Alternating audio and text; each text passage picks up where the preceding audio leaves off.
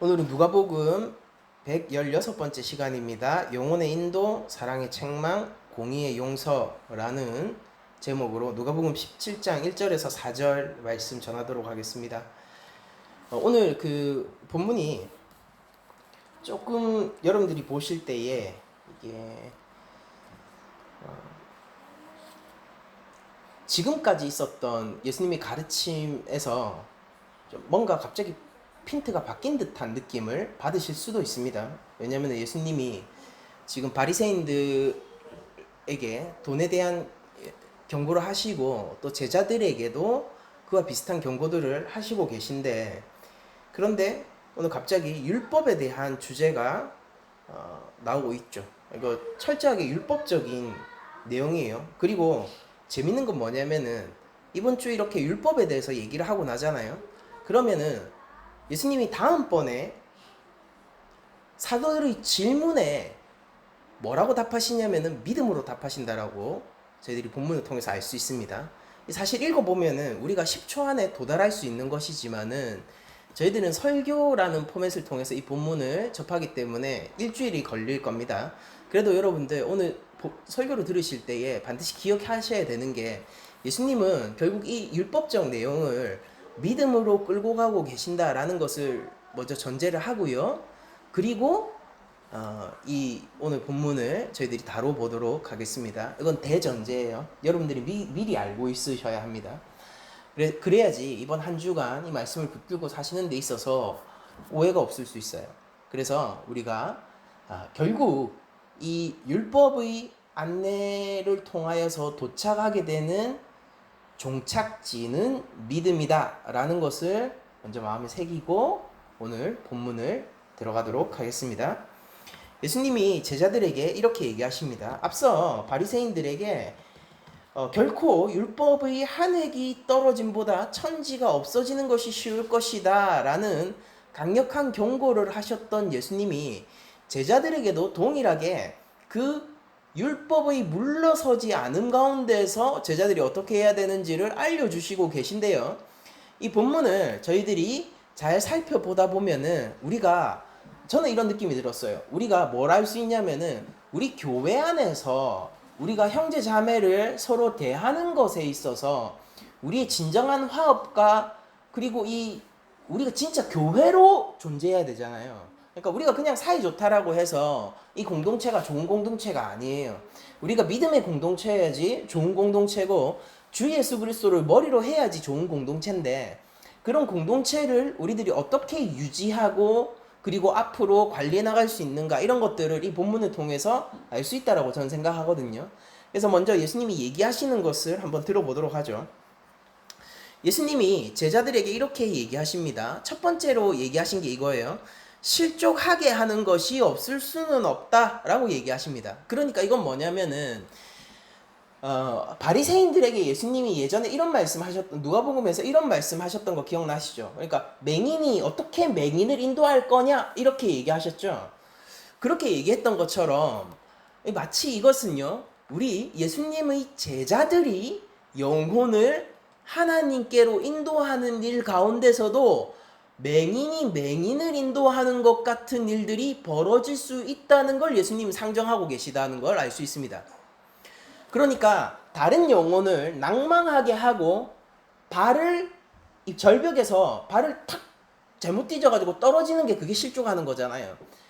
저 사람을 실족하게 하는 것이 없을 수는 없다 이렇게 얘기하십니다. 그러니까 지금까지 예수님이 누가복음을 통하여서 제자들에게 하셨던 그런 그 가르침에 비하면은 지금까지 가르침들이 굉장히 뭐라고 해야 될까요? 잠언적이었다면은요, 오늘 얘기해 주시는 예수님의 가르침은 굉장히 전도서적이라고 할 수 있을 것 같아요. 왜냐면은 잠언이라는 것은, 그렇죠, 하나님께서 이 역사의 거대한 원리를 알려주시는 거죠. 뭐냐면은 권성징악이죠. 우리들이 잘 알고 있는. 그러니까 여호와 앞에서 지혜를 갖춘 자, 여호와 앞에서 경건한 자는 하나님의 상을 받고요, 악인은 멸망해요. 잠언의 구도에서는 그게 어긋남이 없죠. 그런데 전도서의 구도로 딱 넘어가면 어떻게 됩니까? 전도서의 구도로 넘어가면은 우리의 조금 더 미세한 영역으로 다가오죠. 그러니까 거대한 역사적 시각에서 한 개인의 한 시대의 미세한 부분으로 딱 들어가면은 그 안에선 악인이 흥하기도 하고, 그리고 의인임에도 불구하고 하나님의 지혜를 사모하는 자임에도 불구하고 핍박받기도 하고, 그런 일들이 일어나고, 그게 더 개인에게 핀포인트가 맞춰서 들어가는 게 욥기잖아요. 이 세 권이 구약 안에서 지혜서란 말이에요. 예수님이 지금까지 사실 제자들에게 얘기를 해주셨던 그런 제자도의 길은요, 성부 아버지를 우리가 믿고 의지하고 나아가면은 이 모든 악한 귀신이 떠나게 되고 하나님 안에서 회복이 일어나게 되고, 그리고 하나님의 나라가 확장되게 되고, 이런 일에 결코 실패가 없을 거야 라고 얘기를 하셨던 거예요. 그쵸? 이거는 여러분들이 잘 생각하셔야 되는 게, 이게 잠언적인 구도예요. 잠언적인 구도. 그래서 여러분들 보시면은 요한계시록, 요새 금요 철야 때 제가 강의를 하고 있잖아요. 요한계시록도 거대한 역사의 구도이기 때문에 결국 어떻게 됩니까? 결국 잠언적인 구도로 새하늘 새 땅이 오고요, 짐승은 하나님 앞에서 벌을 받게 됩니다. 그를 따르는 자들도 함께 멸망당하게 되고요. 이제 그런데 조금 더 미세한 핀포인트를 맞춰보면요, 우리가 이렇게 볼 수 있어요. 뭐냐면은 그 안에서는 우리가 받아들이기 힘든 일들도 벌어지는 거예요. 예수님이 제자들이 영혼을 이끄는 데 있어서 실패하는 것이 가능한가 불가능한가를 원천적으로 잠언적 구도 가운데서 물어본다면 우리는 이렇게 얘기할 수 있습니다. 여러분들이 실패할 수 없어요.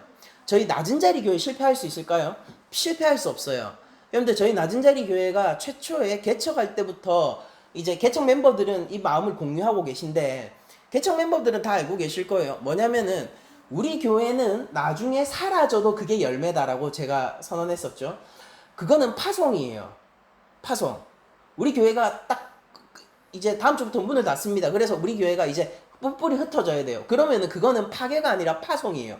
옛 예루살렘 교회가 파송하여서 온 로마에 하나님의 복음이 퍼졌던 것처럼, 우리 단 조건이 있어요. 뭐냐면 우리가 예수님 안에서 예수님의 머리로 한 교회 공동체로서의 정체성을 잘 지켰을 경우에는 우리들이 어떤 이유에서가 우리가 흩어지는 것도 무엇이냐? 이거는 하나님 안에서 축복이고 열매라는 거예요. 그러니까 결코 실패가 없는 겁니다. 거대한 구도예요. 그러나 여러분들, 우리 낮은 자리 교회가 6년 동안 지금 개척을 해오면서 그 안에 실패들이 없었을까요?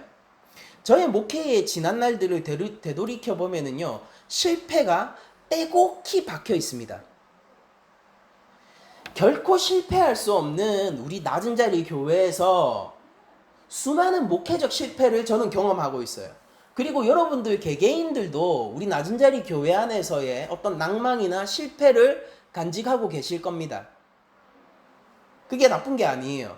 원래 그런 거니까. 원래 그런 거니까. 그럼 하나님은 이걸 모르고 계시느냐? 알고 계신다는 거예요. 예수님은 이 사실을 제자들에게 대해서 예수님은 온전한 걸 요구하시죠. 온전한 걸 요구하세요. 여러분들, 예수님이 제자들에게 요구한 율법이 산상수훈이란 말이에요. 어느 정도까지 철저합니까? 살인하지 말라예요? 아니에요. 형제를 향하여서 나가라, 바보다, 멍청이다, 무시하고 경멸하는 마음만 가져도 살인이에요. 십계명의 해석이 어디까지 나간 겁니까? 예수님 안에서는 나는 사람을 안 죽였어요. 예수님 안에서 안 통하죠. 예수님이 제자들에게 요구하는 거는 완전성, 온전성. 왜냐하면 예수님도 거룩하시고 무지하시기 때문입니다. 여호와 하나님처럼. 그분이 하나님이시죠. 그렇지만은 그렇게 우리에게 완전성을 요구하시고 또한 우리를 완전성으로 이끌 성령님은요, 우리의 삶 가운데서 실패가 없다는 걸 모르시는 분이 아니에요.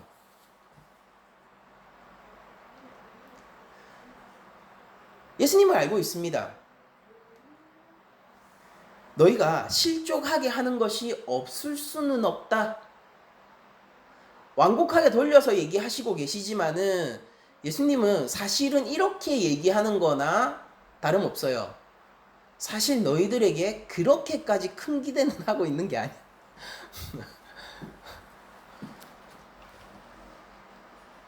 이렇게 물어볼 수 있습니다. 하나님이 우리 낮은 자리 교회를 보면서 어떤 걸 기대하실까요? 우리 낮은 자리 교회가 세상을 변화시키고 많은 영혼들을 하나님께로 돌아오게 하고 우리가 산을 들어 바다로 던지우는 능력을 가진 교회가 되기를 하나님 기대하실까요? 진실은 뭐냐면요. 하나님은 우리 교회에게 사실 그렇게까지 많은 걸 바라고 계시지 않으세요. 왜냐면은 우리를 창조하신 그분이 우리를 너무나도 잘 알고 계시기 때문입니다. 우리 사람들도 그렇죠. 기대할 것에서 기대해요. 논문을 기대하는 거는 대학원생 혹은 박사들에게서 기대하는 것이고 우리는 초등학생에게서 논문을 기대하지는 않습니다. 초등학생에게 기대하는 건 뭐죠? 구구단 잘 외우는 거. 저희 아민이 요새 하는 거예요. 구구단 외우고 있거든. 4단까지 외우는 거 봤어요. 몇 주 전에 저희 아내랑 계속 진행 중인데. 우리 다인이 있잖아요. 우리가 다인이에게 무엇을 바랍니까? 다인이가 100m를 10초, 11초 이렇게 끊으라고 우리가 얘기하나요? 아니죠. 넘어지지 않고 걷기만 해도 너무 잘하고 있는 거죠. 하나님은 우리 아버지는 우리를 보실 때 어떤 마음을 품고 계실까요? 나보다 나를 더 잘하시는 그분께서 우리를 보실 때 우리 낮은 자리 교회를 보고 우리 한 명 한 명을 볼 때 과연 어떤 마음을 가지고 계실까요? 예수님이 알고 계세요. 실족하게 하는 일이 없을 수는 없다. 너희들이 온전치 않은 것을 안다. 산상수훈을 설교하신 예수님이 지금 이 얘기를 하시는 거예요.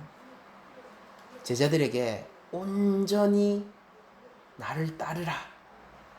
너희가 어디까지 따라야 되냐면 저 십자가까지 나를 완전히 따라야 돼 라고 요구하시는 분께서 지금 이 얘기를 하시는 겁니다. 하나님 알고 계세요. 예수님은 우리의 연약함을 모르시는 분이 아닙니다.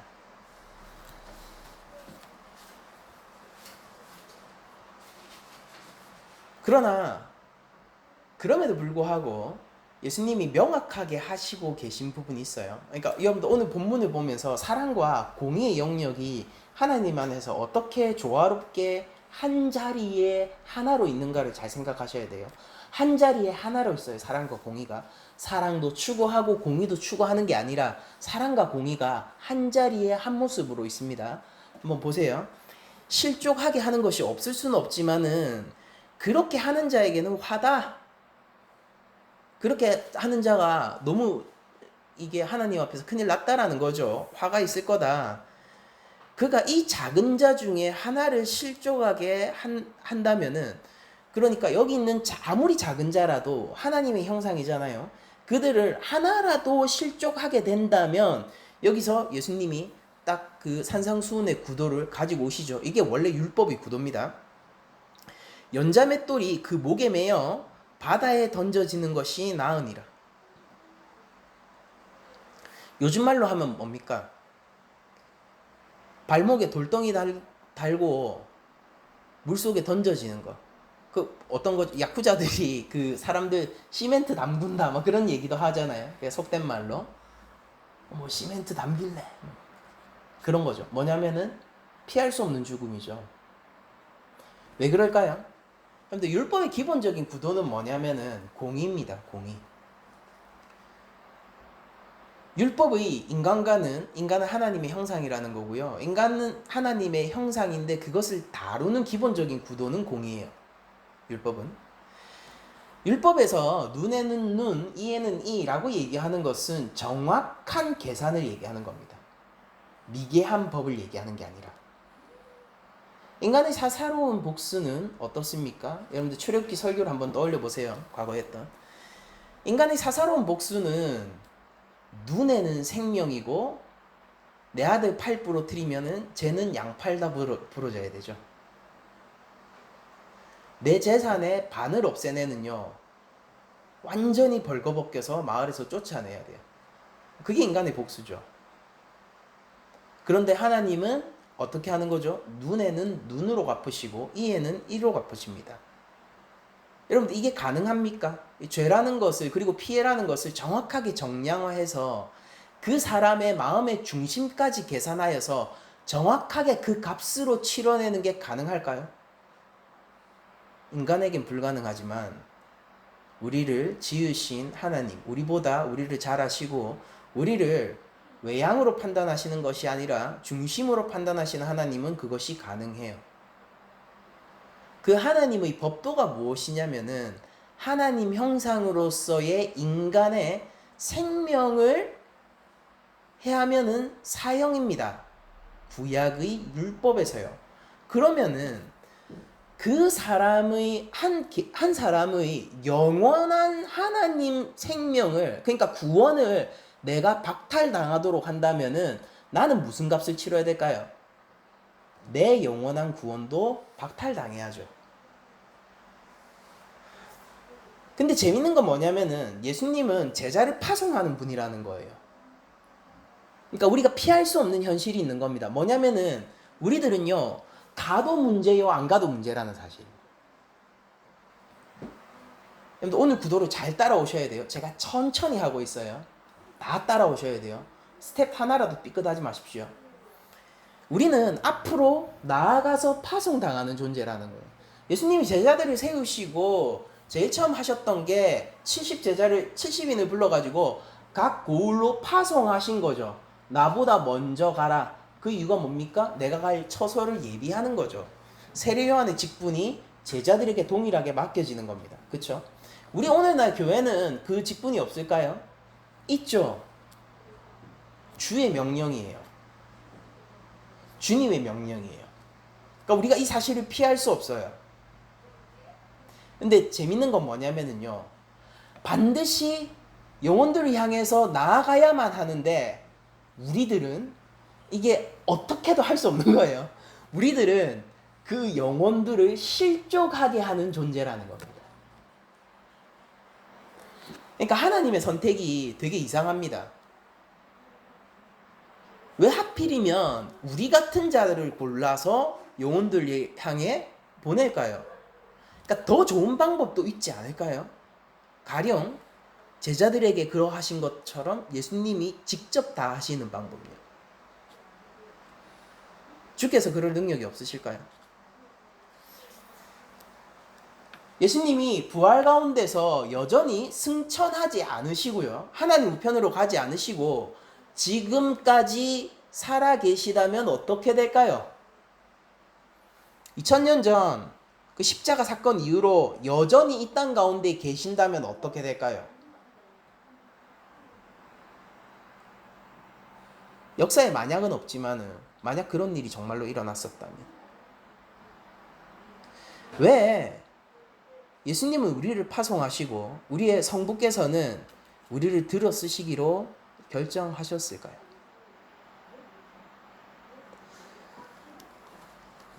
잘 생각해 봐야 되는 게 뭐냐면은 하나님은요, 우리에게 영광을 나눠주고 하나님의 상과 칭찬을 주시기를 원하시는 분이라는 겁니다.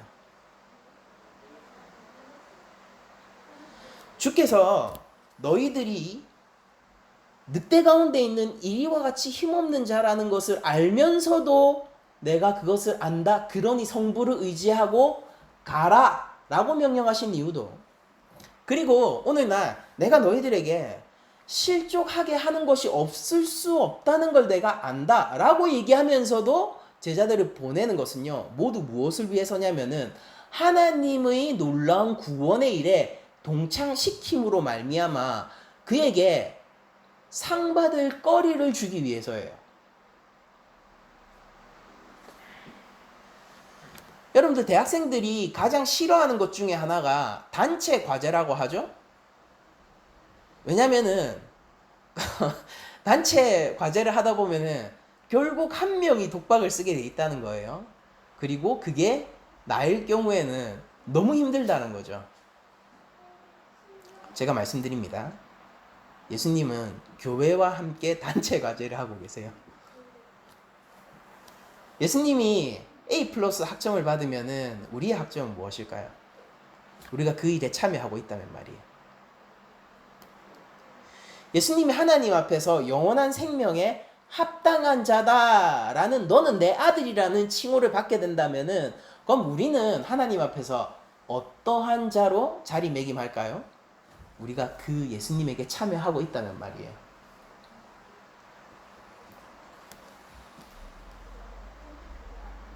그러니까 때로 가혹해 보이는 이 명령 있죠. 네가 가라. 실패할 걸 안다. 그래도 가라. 이 명령은 우리에게 가혹한 공의의 요구처럼 보이지만은 공의와 사랑은 다른 자리에 있는 게 아닙니다. 그 자체가 하나님 사랑의 부름이에요. 요즘 저희 집사교육 시작하고 있잖아요. 집사의 직분은 우리를 나아가게 하는 자리예요. 우리에게 부담을 지우는 자리죠. 그러나 또한 그것 자체가 하나님의 사랑의 부르심이라는 것을 우리가 기억해야 됩니다. 여러분들 어쨌든 예수님은요, 이 실패할 수밖에 없는 이 자들을 파송하면서요, 또한 이 일의 무거움을 숨기지 않아요.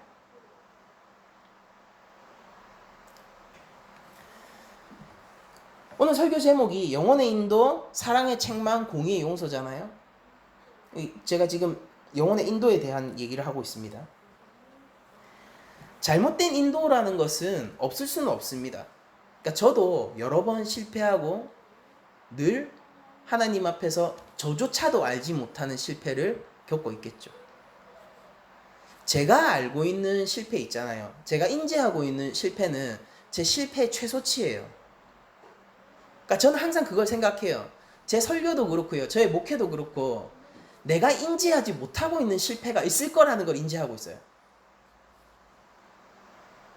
그러니까 내가 무지하기 때문에 모르는 것, 너무나도 죄성이 나에게 자연스럽게 녹아 있어가지고요. 때로는 죄성이 나에게 너무 자연스럽게 녹아 있어서 그게 발현되면은 내가 하나님 앞에서 죄를 지어놓고도요, 그게 죄라는 인식을 못해요. 당당하죠.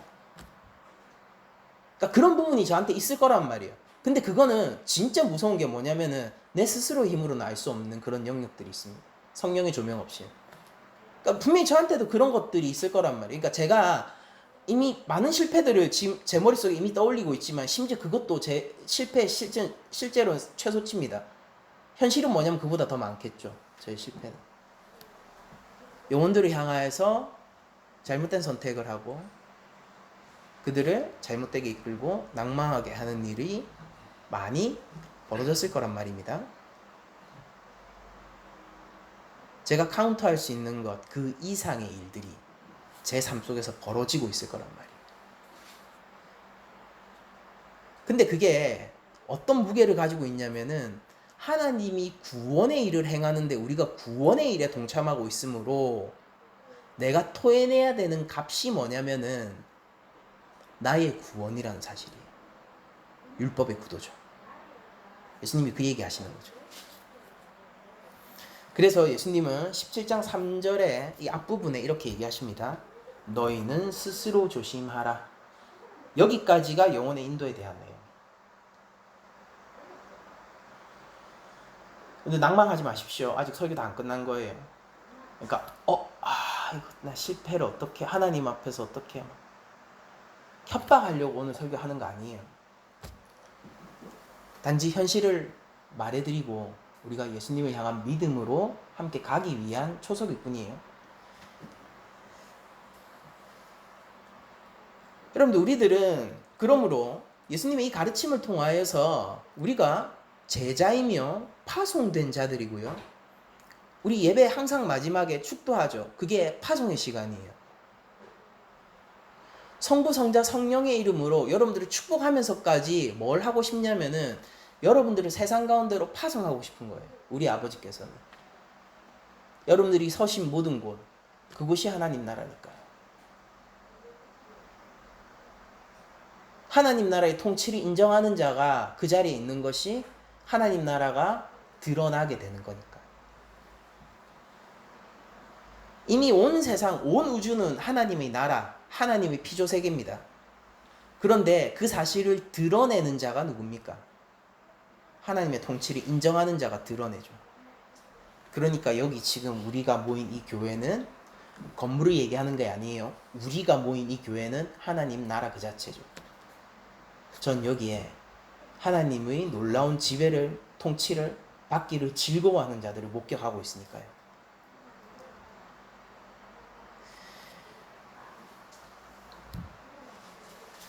하나님은 우리를 보내십니다. 구원의 일에 참여시키기 위해서요. 구원의 상을 주시려고요. 그런데 우리는 거기서 반드시 실패하게 될 거예요. 그런데 왜 통수해요? 정당한 값을 우리가 책임지려고 하고 우리가 하나님 안에서 정당한 값을 치르려고 하면은 어떻게 됩니까? 나도 지옥 가야 돼요. 부자와 거지 나사로의 비유가 있었죠. 부자의 옆자리가 곧 내 자리가 되는 거예요. 끔찍하지 않습니까? 그러므로 이 본문이 이끄는 게 뭐냐면은 그러므로 예수님을 믿어야 됩니다.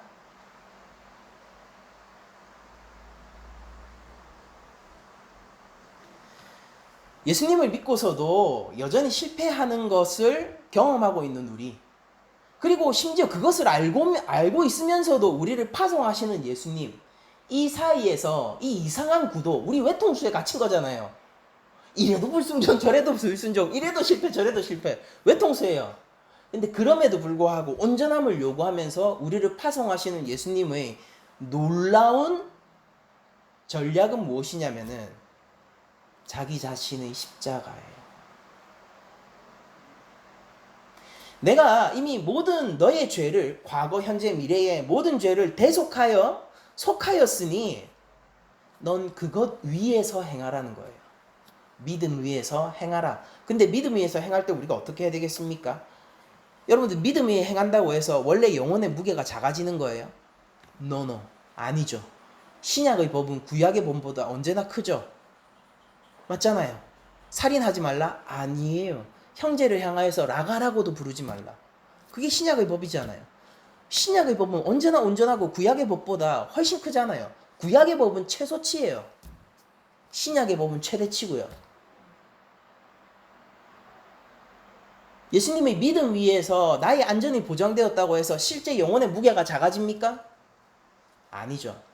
그 무게가 더 현실적으로 오고 더 정말 어떤 무게인지, 왜 하나님이 천하보다 귀하다 했고 자녀 하나가 돌아왔을 때 왜 천국잔치를 여는지를 알게 되는 게 믿음 위에서 행하는 겁니다.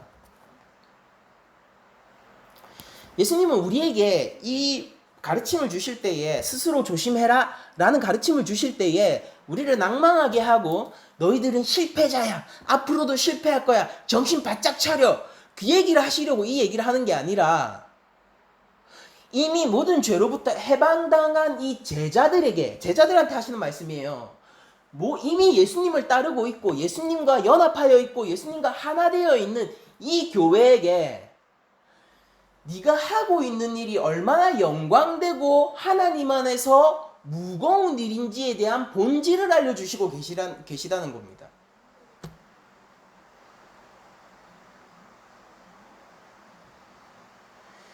그러니까 저는 그런 생각을 해봐요. 그러니까 우리가 서로를 존중하는 시대라는 게 있을까라는 생각을 해요.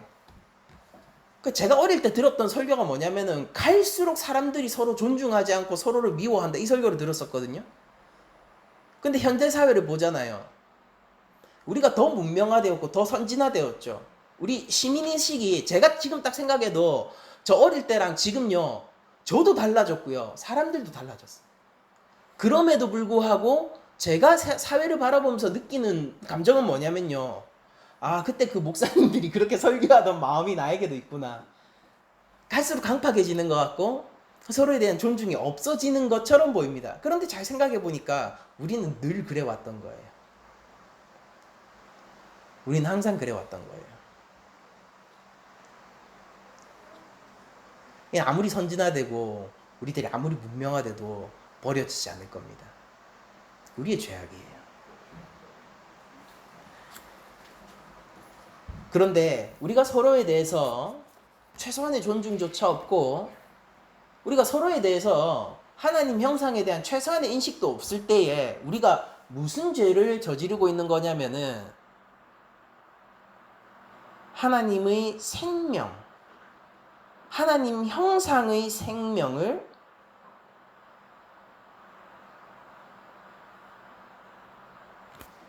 하나님 앞에서 무시하고 있는 우리 죄를 짓고 있다는 사실입니다. 그러니까 그리스도의 능력으로요, 예수님의 보혈 아래에서 새 것이 된 우리들은 그 옛 역사의 오래된 고리를 끊고 진정으로 이웃을 사랑할 수 있게 된다라는 것입니다. 너희들이 실패하는 거 알아. 알고 계세요. 그러니까 실패를 두려워하지 말고 예수님은 완전한 걸 원하세요. 그렇다고 해서 여러분들 실패를 두려워하시면 안 돼요. 예수님의 완전함의 요구에는 우리 실패가 이미 상정되어 있으니까요. 그래서 성령님으로 우리를 도우시니까요.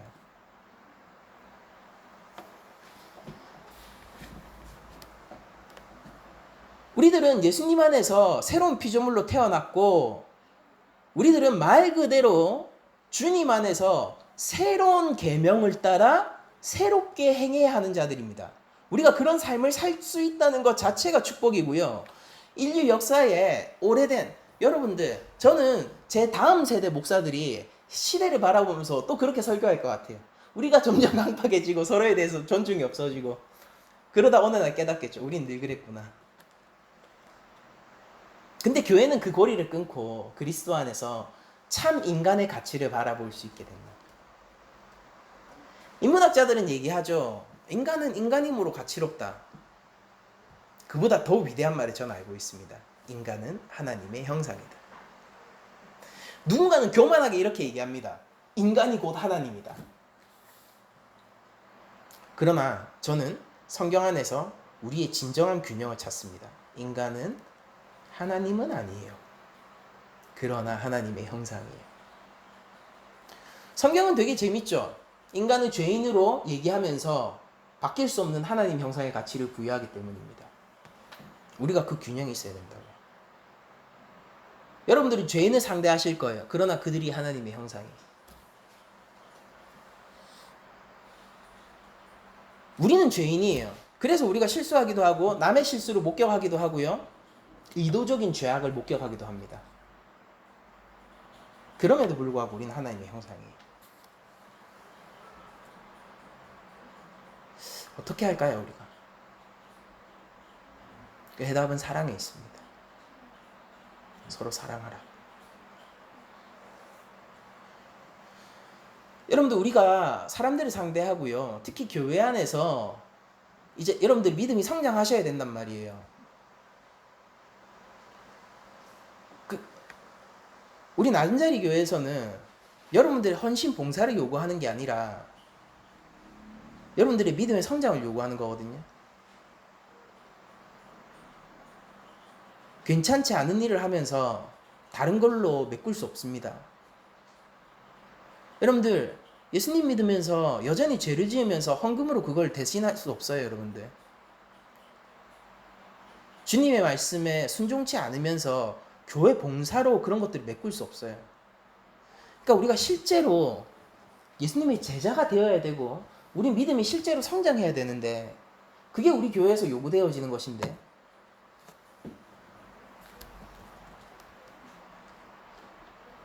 그렇게 됐을 때 여러분들은 어떤 영혼들을 이끌 위치에 서게 될 겁니다. 하나님이 그 자리에 부르시게 될 거란 말이에요.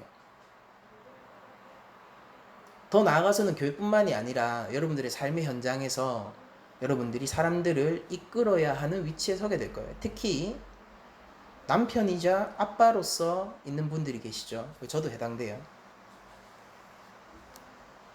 그런 사람에게는 더욱더 하나님 아버지의 모습과 그리스도의 리더십이 요구된단 말이에요. 섬김의 왕, 우리 왕 말입니다. 네로가 아니라, 바로가 아니라 온 땅의 창조주 대신 예수 그리스도의 리더십입니다.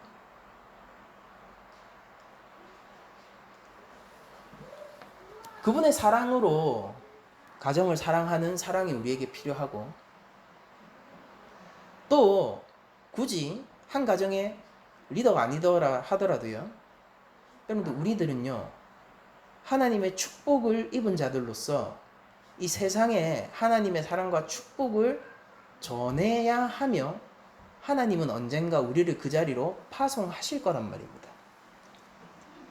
그때 우리는 스스로 조심해야 돼요. 영혼을 인도한다는 것은 하나님의 구원 사역에 참여하는 일입니다. 이 일이 얼마나 큽니까? 영광됩니까? 그러나 크고 영광됨으로 조심스럽죠. 저는 청룡영화제 이런 거 보잖아요. 그러면은 거기 모이는 배우들이 평소와는 다른 차림을 하고 오는 거를 봅니다. 왜냐면은 그 영화제의 자리는 그들에게 크고 무거운 자리니까요. 여성들은 아름다운 드레스를 입고 오고, 남성들은 턱시도를 입으면서 그 안에서 예의를 갖추고 행여 상이라도 받게 되면은 감격의 눈물을 흘리는 것도 저는 발견하게 돼요.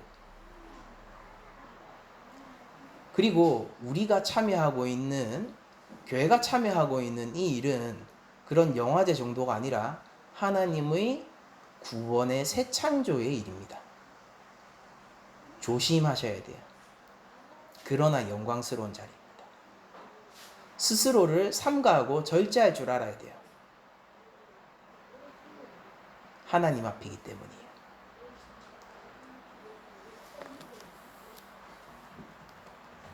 우리에게 있는 이 축복된 순간들을 여러분들 영혼에 대한 조심스러움이 없음으로 결코 놓치지 마십시오. 그러니까 좋은 일이에요, 이거는. 실패를 두려워하지 마세요. 실패해도 돼요. 실패는 이미 상정돼 있어요. 우리가 실패하지 않을 수 있었다면은 예수님이 십자가에 달리실 일도 없었습니다. 예수님을 믿고 믿음 위에서 영혼을 인도하실 때 조심하세요. 하나님의 형상을 영원한 생명 가운데로 이끄는 일입니다. 영광된 직분에 하나님이 우리 교회를 참여시켜 줄 때에 우리가 기쁜 마음으로 순종할 수 있지 않겠습니까?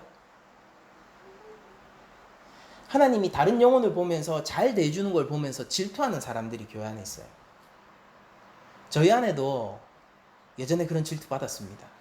저희 안에는 어릴 때부터 신앙생활을 했던 사람은 아니고 나중에 커서 신앙생활을 했는데, 저희 아내가 교회로 와가지고 은혜를 받는데 초신자인데도 너무 하나님께서 너무 많이 부어주시는 거예요, 은혜를. 그리고 주변에 있는 자매들이 질투했죠. 바보 같은 일이에요. 그렇게 하나님이 은혜를 내려주실 때에 하나님의 일에 동참할 수 있었다면 그들에게는 얼마나 더 많은 은혜가 있었을까요?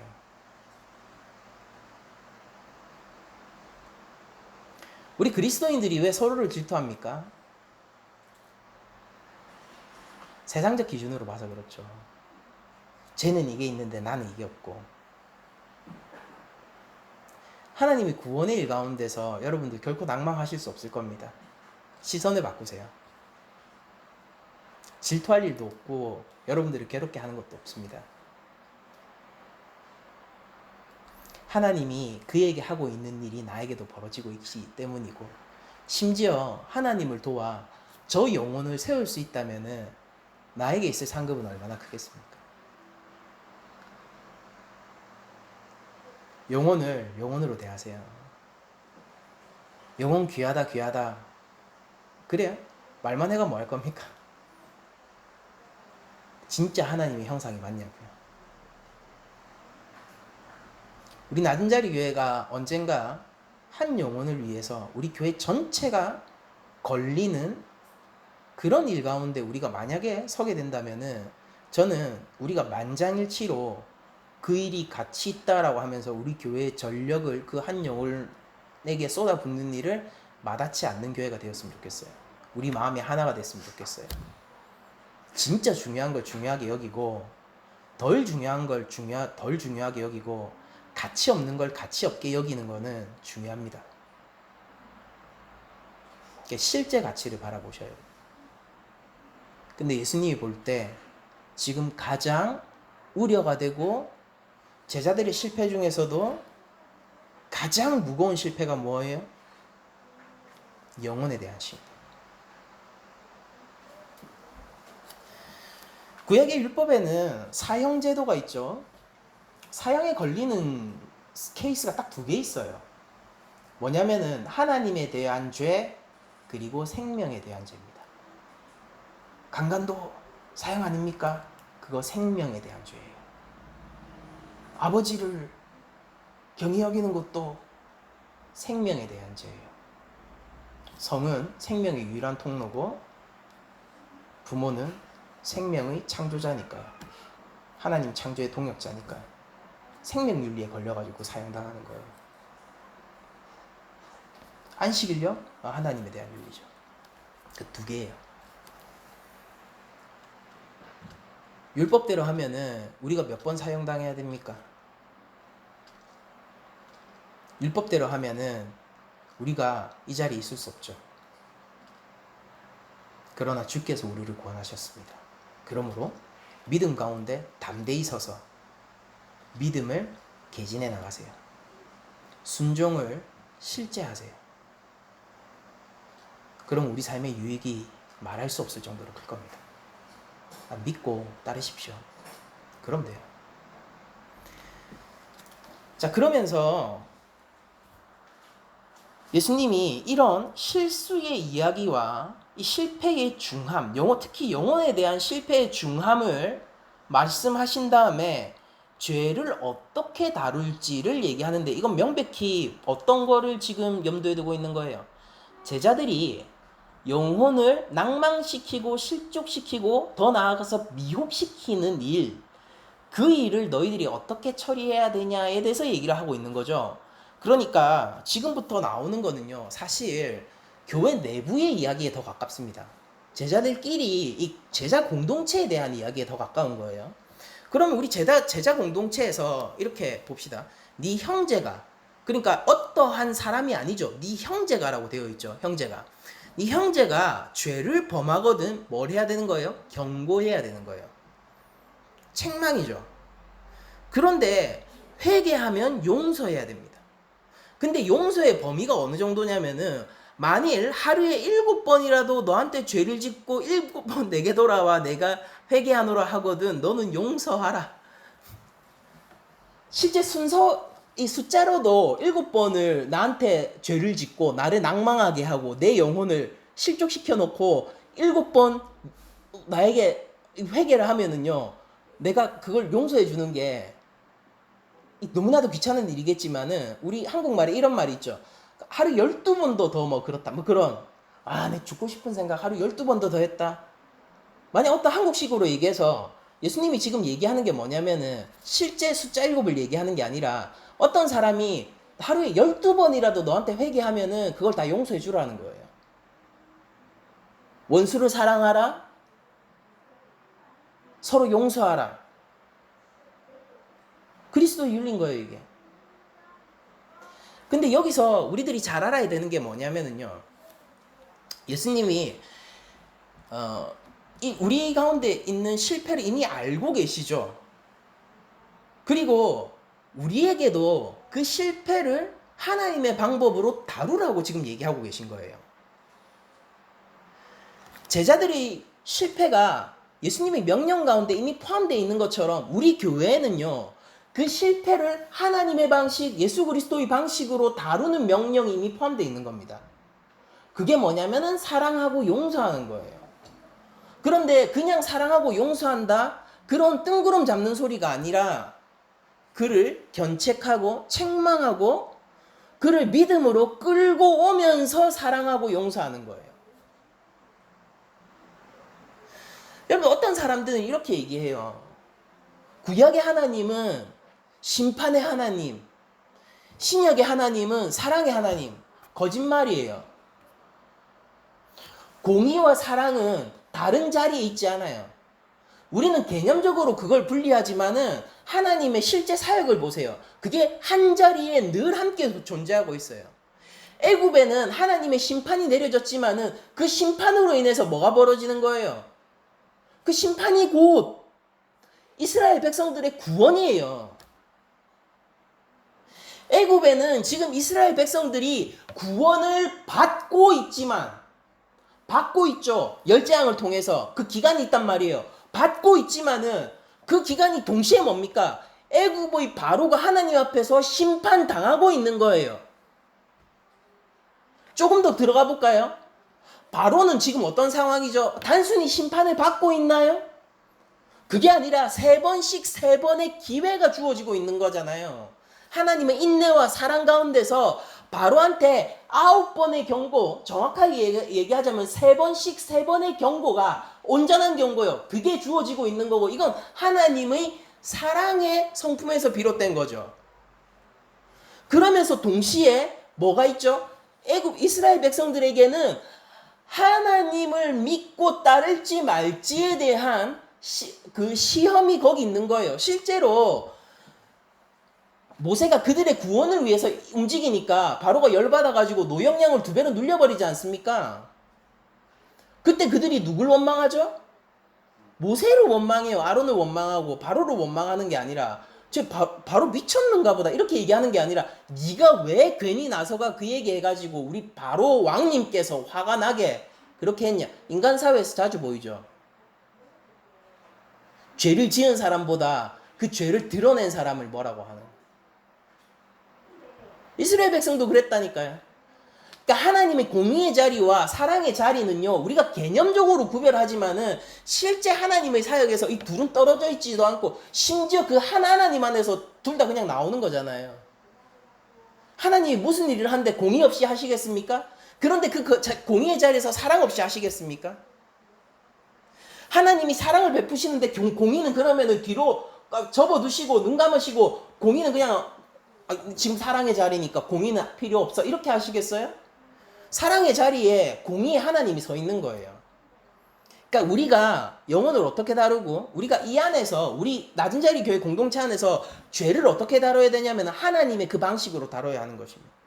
여러분들 죄를 범하면 경고해야 돼요. 근데 경고를 하는 목적이 뭘까요? 보복하기 위해서입니까? 아니에요. 그를 찾기 위해서예요.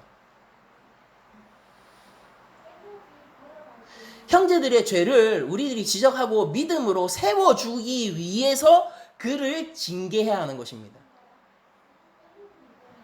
그러니까 제가 쓴소리 할 수도 있어요.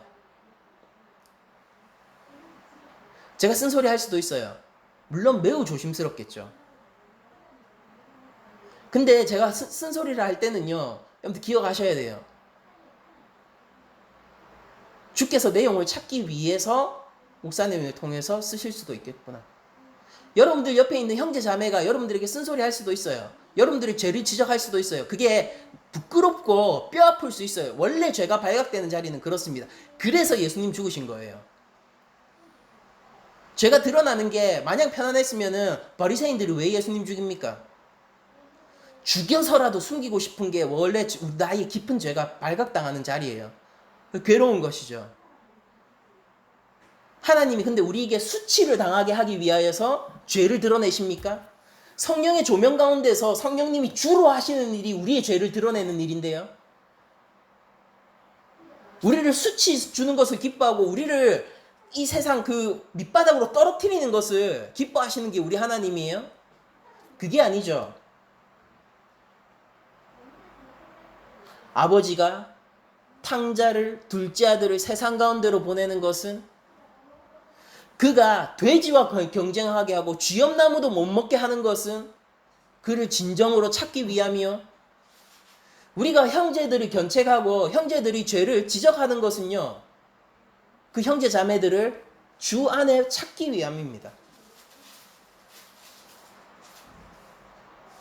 기억하세요. 모든 것이 우리가 그리스도의 종으로서 하는 거예요. 우리의 권세로 하는 게 아닙니다. 우린 철저하게 말씀 가운데서 비추어서 말씀을 기준으로 사람을 판단해야 되고요. 매우 조심스러워야 되고요. 잘 생각하세요. 연자맷돌을 목에 메고 던지우는 게 나은 일이 될 수도 있어요.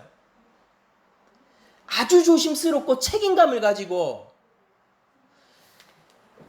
여러분들 목사라고 해서 사람들한테 아무렇게나 얘기할 수 있는 게 아니에요.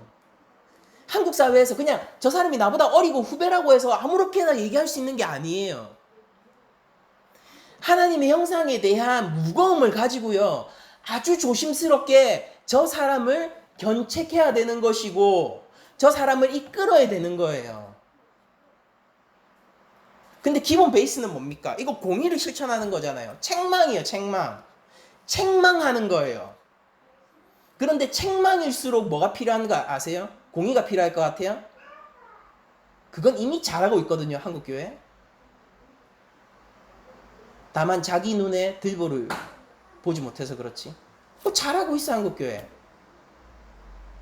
책망할수록 필요한 게 뭐냐면 사랑이에요. 둘을 분리해서 생각하지 마세요. 저 영혼을 찾기 위해서 주의 종으로서 내 권위로서 얘기할 것 같으면 그냥 아예 하지 마세요. 죄 짓지 마세요. 하나님 앞에서. 차라리 입 다물고 나라도 내 영혼이라도 지키십시오. 이만큼 조심스러워야 돼요. 주의 종으로서 하나님 말씀에 비추어 정확한 기준을 가지고요. 하나님 말씀에 비추어 저를 사랑하는 마음으로 책망할 수 있는 자만이 책망하십시오.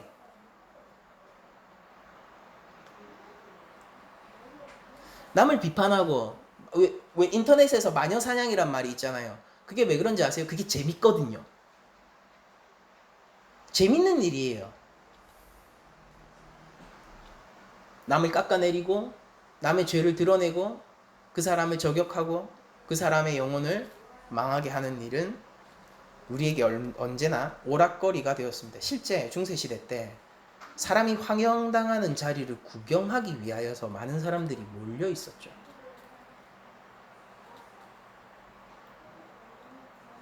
주님의 제자는 그래서는 안 돼요. 특히 교회 소그룹 안에서 서로 뒷담화하지 마세요.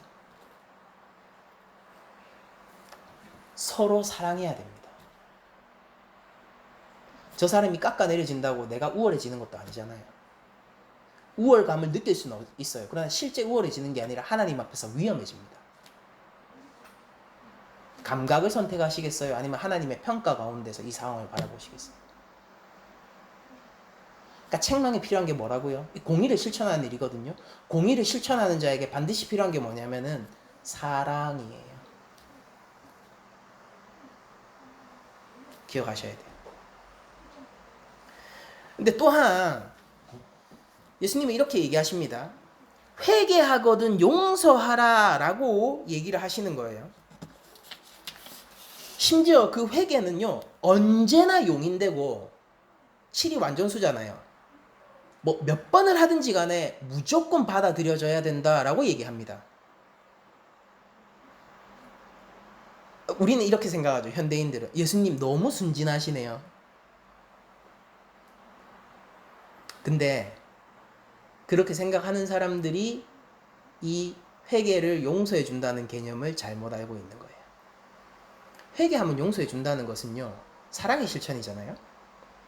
우리가 할 수 있는 대표적인 사랑의 위대한 힘 가운데서만 할 수 있는 대표적인 사랑의 실천입니다. 그런데 이 사랑의 실천이 언제 오느냐면은 회개하면 용서해 주는 걸로 와요. 여러분들 우리들은 언제나 형제들을 향하여서 열린 마음을 가지고 있고 우리 형제 자매를 언제든지 받아들이고 그들과 함께 아름다운 공동체를 만들 만반의 준비를 하고 있을 겁니다. 누구든지 실패하고 낭망하죠? 걱정 마세요. 우리 교회가 예수님을 머리로 하고 있는 이상 여러분들의 실패는요 7번이 아니라 7,000번이라도 용인될 거예요. 예수 그리스도의 십자가 권세라는 것은 그런 것이니까요. 하나님이 죄인을 구원하셨다는 것은 바로 그런 의미니까요. 여러분들 큰 실수를 하셨어요?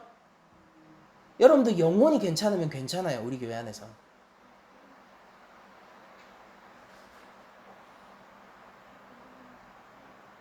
여러분들이 실족했다. 믿음에서 떨어져 나갔다. 다시 들어왔습니까? 그 믿음에서 떨어져 나간 기간 동안 우리 주위 형제 자매들을 많이 다치게 했어요? 그래도 괜찮아요. 회개하고 돌아오면 용인 될 거예요. 예수님이 십자자리에서 함께한 것은 세리니까요. 그야말로 동족을 팔아먹는 사람들요. 그리스도 윤리를 따라 우리 낮은 자리 교회는요, 사람들의 죄와 실패를 용서하고 용인하는 공동체가 될 거예요. 그런데 조건이 있어요. 우리 교회는요, 죄 있는 것을 없다 하지 않을 겁니다. 실제 회개해야지 용서가 될 거예요.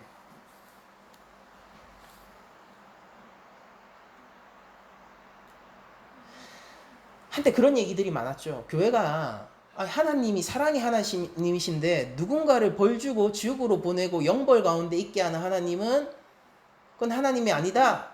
교회가 사람들을 협박한다 라고 얘기를 하는 그런 목사님들이 있었습니다.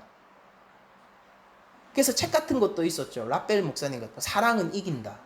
그러니까 사랑은 이겨요. 근데 그 사랑과 공의는요, 떨어져 있는 게 아니라 하나예요. 낮은 자리 교회는 열려 있어요. 그러나 죄 있는 것을 없다 하지 않을 거예요. 나의 죄로 인해서 형제 자매들에게 상처를 주는 것을요, 우리 공동체는 용납하지 않을 거예요.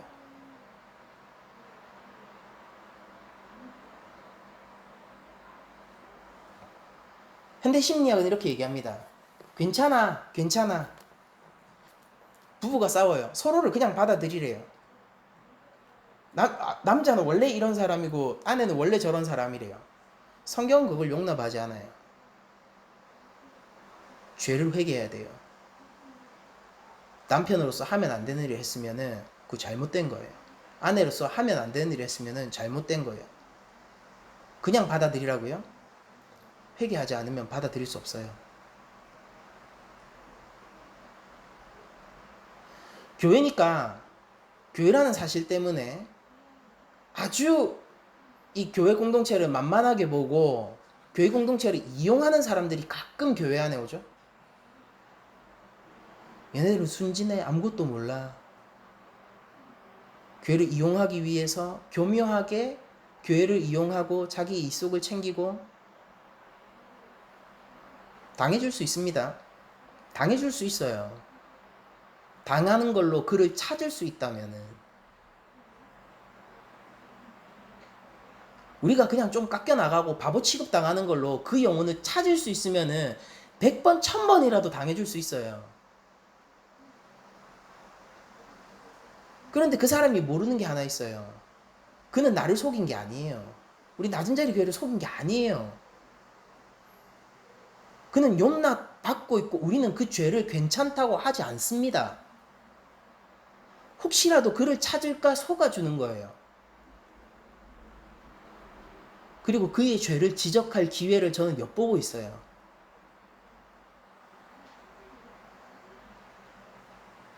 사랑의 실천에서 여러분들이 반드시 생각해야 되는 게요. 여러분들 사랑의 실천이 나약한 사람이 사랑의 실천을 할 수 있을 거로 생각하지 마세요. 강한 사람만이 사랑할 수 있습니다. 얼마나 강해야 되냐면은 저 사람의 무례를 참을 수 있을 정도로 강해야 되고요. 저 사람의 무시를 넉넉하게 받아들일 수 있을 정도로 강해야 되고요. 그리고 그 사람 앞에서 진실을 말하는 것을 두려워하지 않을 정도로 강해야 돼요. 한국 교회가 약해져서 이제 형제 자매의 죄를 얘기하는 걸 두려워하고 있습니다. 상처 입을까? 상처 입을까? 우리는 극히 조심하지만은 그러나 형제의 죄를 지적하고 지적함으로 그를 찾는 것을 두려워하는 공동체는 아니었어요. 우리는 조심하고 이 일의 무게와 이 일의 어려움을 알고 있을 뿐이지, 그래서 오히려 그 일을 감당할 수 있도록 더욱더 성장하고 강해지려고 하는 공동체지, 없는 척 덮는 것을 사랑이라는 말로 얼버무리려는 공동체는 아닙니다. 공의가 없는 자리에 사랑이 있다고요? 저는 그런 거를 성경에서 찾아보지 못합니다. 무조건적인 용서라는 것은요, 회개한 자들에게 대한 하나님의 가르침이죠.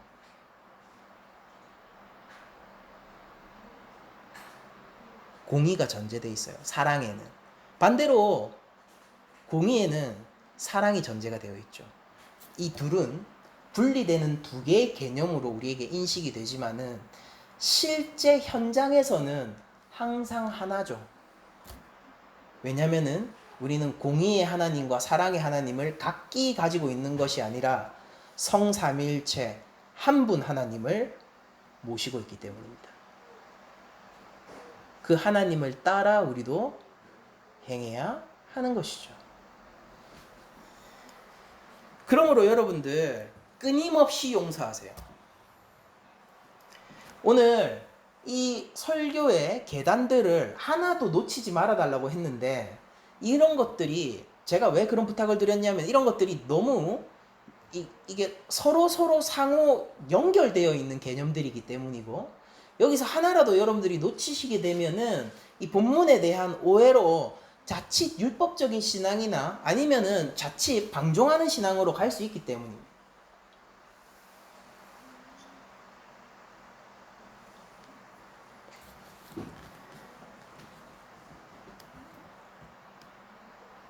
여러분들 1절에서 4절을 한 번에 설교하는 거를 여러분들 잘 보지 못하실 거예요. 보통은요 1절에서 2절 하든지 3절에서 4절 하든지 그래요. 왜냐하면 두 개가 너무 다르게 느껴지니까요.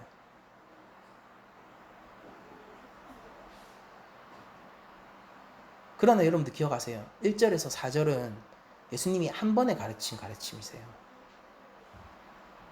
무슨 얘기냐면은 오늘 설교가 조금 복잡하더라도 여러분들 같이 공유되고 이해되어야 한다라는 거예요.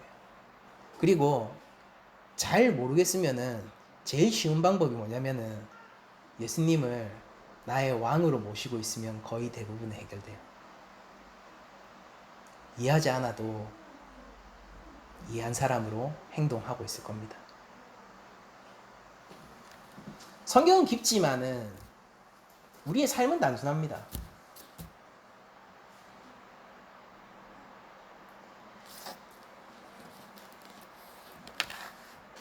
영혼을 구원하신 하나님은 각자 생각해 보세요.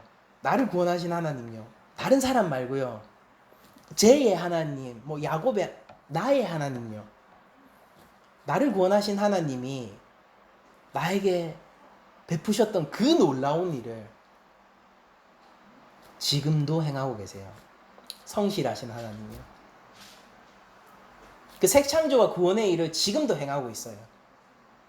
그리고 굳이 이걸 단체 과제로 만들어서 우리를 꼽사를 껴줍니다. 막중한 책임입니까? 맞아요. 피하지 마세요. 그 사실을. 조심해야 됩니까? 극히 조심해야 돼요. 이 사실을 피하지 마세요. 그러나 기억하세요. 이거보다 영광스럽고 이거보다 하늘의 상급을 받을 수 있는 자리 또한 없다는 사실을. 삼성에 취업해서 들어가는 거는 극히 어려운 자리죠. 그러나 삼성 취업한 사람들 중에서 기뻐하지 않는 사람을 제가 본 적이 없습니다.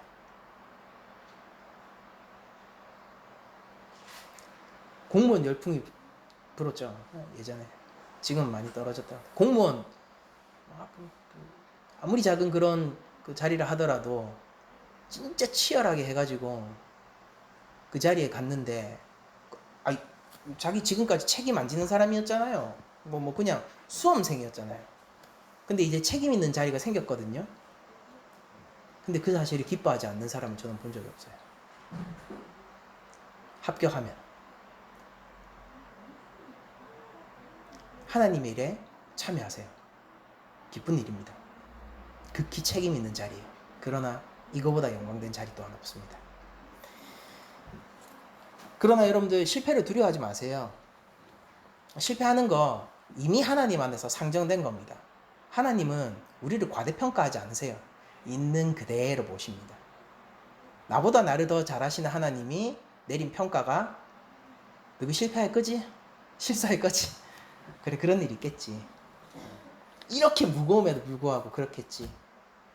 그러나 그리스도의 십자가가 그걸 용인한다. 그러므로 너희도 서로 사랑하고 서로 용서하라. 하나님이 죄인을 사랑하시는 것처럼 그 일에 참여하고 있는 너희들이 서로 사랑하고 서로 용서하라. 하나님의 구원을 받은 자가 다른 사람의 영혼을 용인하지 못한다면 우리가 어떻게 하나님 앞에서 이 빚을 갚겠습니까? 100달란트 탕감받은 자가 10데나리온 빚진 자를 족친다면 이 사실을 안 주인은 어떻게 행하겠습니까? 우리가 구원을 받았다면, 여러분들 없는 데서 짜내라는 거 아니에요? 우리가 구원을 받았다면 구원을 받은 자로 행동합시다. 하나님은 죄를 용서하세요. 무슨 얘기냐면은 죄의 발견부터 구원은 시작됩니다. 여러분들 우리 공동체 안에서 죄를 없다 하지 마세요. 여러분들 제가 죄 짓잖아요. 제 죄를 드러내주세요. 그래야만 합니다. 여러분들은 저에게 메인자들이 아니라 주께 메인자들이잖아요. 마찬가지로 형제 자매의 죄를 발견하잖아요. 그의 믿음을 세우기 위해서 무슨 방법이 필요한지 고민을 하시길 바랍니다.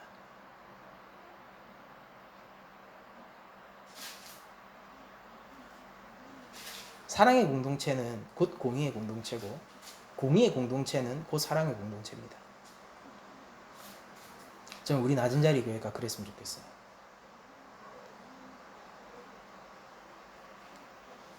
하나님의 자녀된 여러분들과 함께 신앙생활을 하고 예배할 수 있음에 참으로 감사와 영광된 마음을 느끼며 여러분들이 또한 한 주간 살아가실 때에 하나님 나라를 드러내어 참으로 하나님의 구원의 일에 동참한 정의롭고 공의로우며 사랑이 넘치는 자들이 되기를 축복드립니다.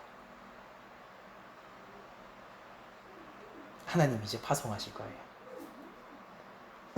예수님이 십자가 보혈로 우리를 구원하시고 우리에게 성령님으로 능력을 주셔서 파송하실 거예요. 그러니까 두려워하지 마세요. 할 일을 하세요. 하나님이 우리와 함께 하십니다. 모든 말씀을 마치도록 하겠습니다.